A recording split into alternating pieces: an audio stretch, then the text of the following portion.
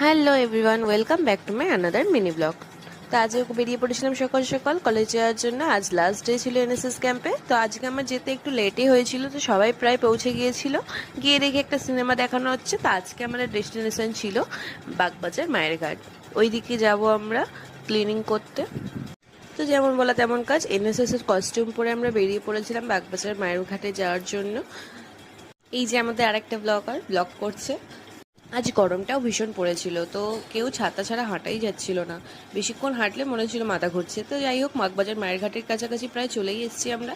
এবার ক্লিনিং করব। তো আমাদের কস্টিউমটা আমাদেরকে কেমন লাগছে তোমরা প্লিজ কমেন্ট করে জানিও। আর একটা রিকোয়েস্ট, প্লিজ তোমরা বাগবাজার ঘাটে যাও বা যে কোনো ঘাটে যাও, প্লিজ নোংরাটা কম করো, ডাস্টবিন ইউজ করো। কারণ আমরাও ওখানে ক্লিনিং করতে যাই, তো আমাদেরও কষ্ট হয়। তো জাস্ট এইটুকুই রিকোয়েস্ট রইল তোমাদের কাছে।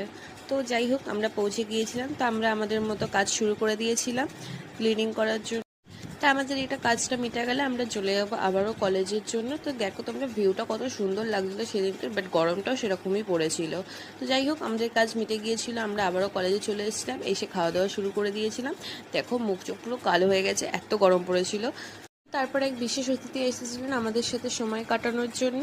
আশা করছি তোমরা অনেকেই চিনবে, মাননীয় রজত বন্দ্যোপাধ্যায়, যাদবপুর ইউনিভার্সিটির প্রাক্তন অধ্যাপক। তো তারপরে ক্লাস শেষের মাঝে আমাদের সিনেমা দেখানো হচ্ছিলো। তো আমরা আম মাখা নিয়ে চলে এসেছিলাম খাওয়ার জন্য। দারুণ টেস্টি ছিল আম মাখাটা। তো এই করে আমাদের লাস্ট দিনটা শেষ হয়ে গেল।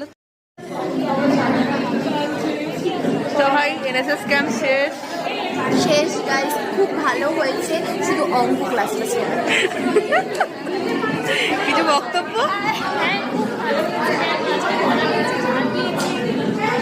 অনেক কিছু শিখতে পেরেছি এনএসএস ক্যাম্পে, খুব ভালো লেগেছে, আমারও খুব ভালো লেগেছে।